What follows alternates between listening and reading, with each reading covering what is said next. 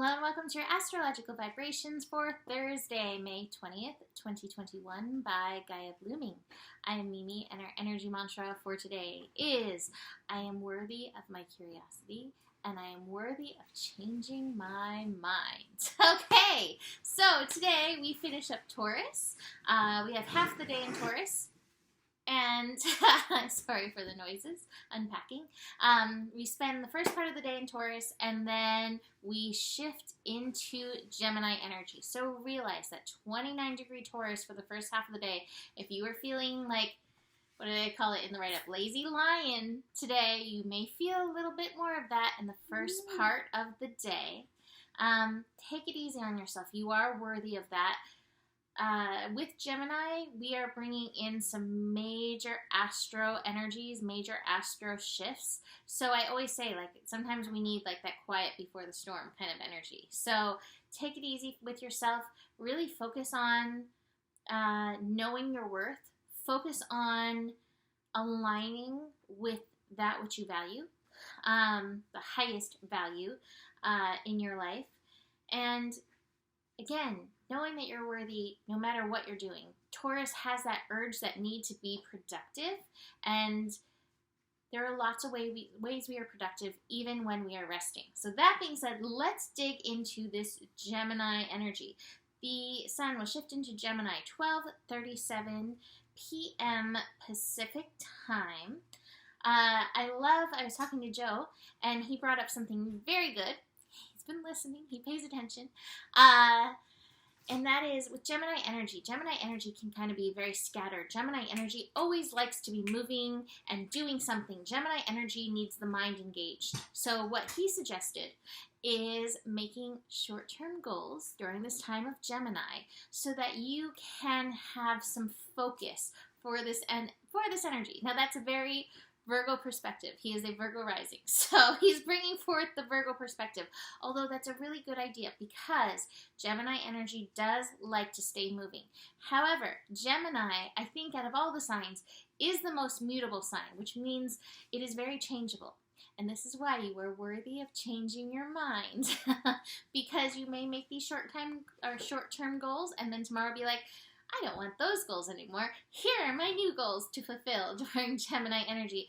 And again, this may also be boosted by the fact that we do have Mercury going retrograde, we do have eclipses coming in, and some other retrograde energy as well, Saturn, and so on. So, if you change your mind, that is allowed with Gemini energy. In fact, it's encouraged. It's encouraged to allow yourself to be in the moment. Gemini isn't necessarily about going with the flow, but Gemini does really change moment to moment based on the information that's coming in. With Gemini, we really do want to be paying attention to what is happening in the moment. Again, this is going to be exaggerated by Mercury retrograde in the sign of Gemini. And the changeability factor is also going to be really impacted by that energy. Now, something with Gemini energy is Gemini energy can all have us tuning into our inner chameleon. Gemini energy tends to like to twin with things. In fact, Gemini is the sign of the twins. This can be really great and really beneficial. However, sometimes we can kind of get swept off or swept out of the truth of our personal energy when we spend too much time twinning. So be very aware of that twinning capacity during this Gemini energy so that you don't get pulled out of it. Gemini also takes in everything. Every word, every sound. No, thank you. You don't need to do sound effects in the background, but thank you. You didn't do that on purpose. It was just perfect timing. Anyway, Yes. Gemini energy. What was I saying? Get back to it. Remember what I was just saying?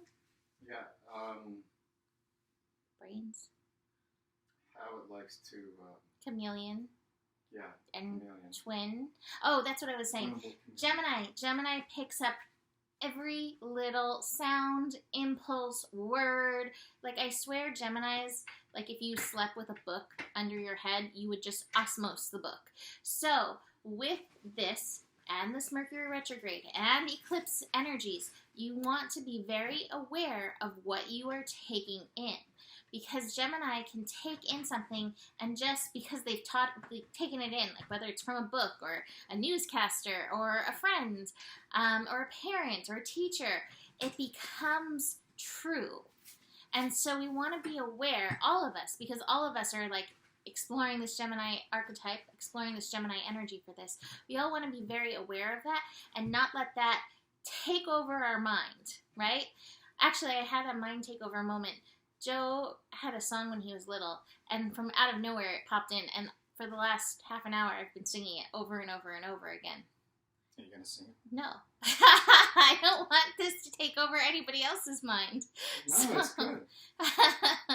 Anyway. He was about 8 years old. He made the song when he was 8. Anyway, so watch for that happening during this Gemini energy. Like I said, Gemini energy, it loves to connect. Gemini is about making connections. So whether it's like neural connections where you're making like zip, zip, zoom, connecting the bumblebee to the zebra in Africa with the butterfly, you know, in another place. Gemini can make those lightning fast connections, but it is also about connecting outside of ourselves, connecting with our friends, connecting with others that we feel connected to. So there is that. But this Gemini transit, well, Gemini loves to have fun and like stay busy, having fun and being in the moment. It may not feel that great. Between Mercury going retrograde, I think that is like the 29th, and an eclipse next week on the 26th, another eclipse in Gemini on June 11th. This may be an eclipse corridor, which I always say is like one of the most challenging times of eclipse time. Between all of that, it may not just feel as spontaneous and free as Gemini often likes to. My advice with this is stay curious. What are the lessons? Really tuning into the lessons, because Gemini is a willing student as long as it keeps their attention. So stay curious about the energies. Be willing to change your mind. I think this is really important. In fact, once the sun moves into Gemini, I think actually the first connection it is making, I am right, is actually a square with Jupiter tomorrow morning, Friday morning. So Friday morning, it's going to have a square. Both of those at 0 degrees. That's that transformational degree. And Jupiter in Pisces, like I said, is like being very aware of the illusions. I actually had something come through today while I was driving. It was raining here. I guess it's the rainy season right now. And the rain on the windshield like was really distorting things. And I was like, oh yeah, water distorts. Now, water can always clear and clarify as well, but part of the process of water is distortion. And so with Jupiter in Pisces squaring the sun in Gemini, we have to be aware where there is distorted energy that is impeding our sight, impeding our vision, impeding possibly even the truth of the matter. Now, this could give us additional perspective, which is helpful, but it also can tie us into like distortion energy. And so we want to be very aware of this during this Gemini transit. Is there anything else that I want to say about this now? I don't think so, but we will go deeper in throughout this month. Now, besides this, we have the moon in Virgo. So, oh my gosh, between Mercury and Venus in Gemini, the North Node in Gemini, actually Lilith still hanging out with the North Node in Gemini, reminding us to go our own way, be true to ourselves. The sun now in Gemini, and then the moon in Virgo. Holy moly, mental energy.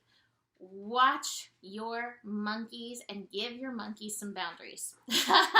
Because this could be a lot and you could get so overcome by the mentalization. I will tell you, as a Gemini rising, sometimes just in order to process, one of my favorite things is putting a game on my phone and just kind of like busying my brain with that game so it can like kind of work itself out and filter itself out, or putting on like a YouTube video in the background or something like that. That may be a useful technique for you with this energy, because it may feel like a lot of mental energy, even once the moon moves out of Virgo. The moon in Virgo will want us to focus, and Gemini, especially at 0-degree Gemini, it's going to be like trying to focus a ping pong ball. It can be done, right? But it may not be easy. So do be aware of that. Besides this, the moon in Virgo will be making the connections through the day. Connection to Uranus, a square with Venus, and a sextile with Mars energy. So that trine with Uranus in Taurus. And that's while we still have the sun actually in Taurus. And we still have Uranus at 11 degrees. So there may be like a last minute like worth / money issue that comes up for you, feeling that. And so Virgo is very healing. Be present with the feeling. The discomfort, it doesn't last. A lot of times our avoidance lasts so much longer than actually being willing to be present with it. So Virgo energy is like settle into your body, be present.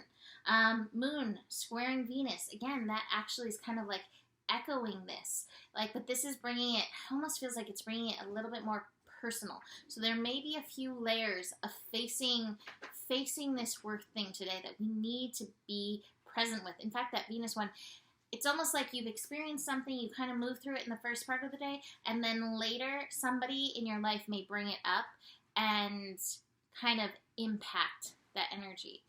I don't know where my light went. It was light and now it's like getting dark. What happened in here? Oh, Alexa, turn on light 100%. Okay. Hey, light.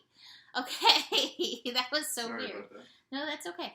And now it's very bright. Finally, moon connecting to Mars. Mars in Cancer. What I say with this is like Mars in Cancer is reminding us we need to take it easy. We need to nurture ourselves. And moon in Virgo is like, how can I love on myself? How can I bring healing to myself? Virgo's not always like that. Virgo can be like, what's wrong? What do I need to fix? But on the higher level of Virgo, how can I nurture myself into a healing space? So especially with the sun at 0 degrees, which can make us all kind of like zombie-ish and out of it, if you have to take action with something, let it be nurturing. So I'm going to leave this here for now.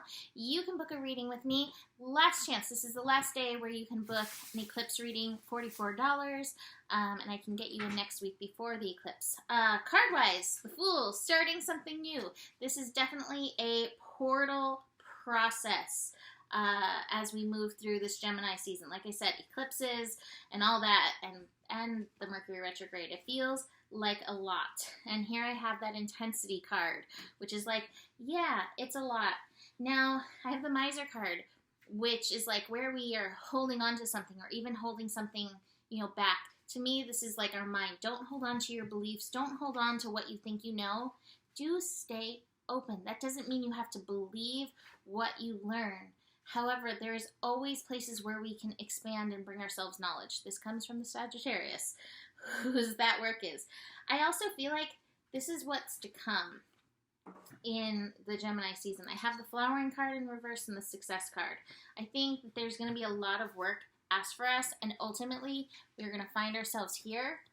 I have the Tiger in that success mode, but it's probably going to take some of this processing and being able to let go and change where things no longer fit. Like working with the intensity, working with this movement, and working where we're called in to be the Fool. So, leaving that there, the better it gets, the better it gets. There's more than enough love in the world for you. You have the power, and stay curious. Namaste.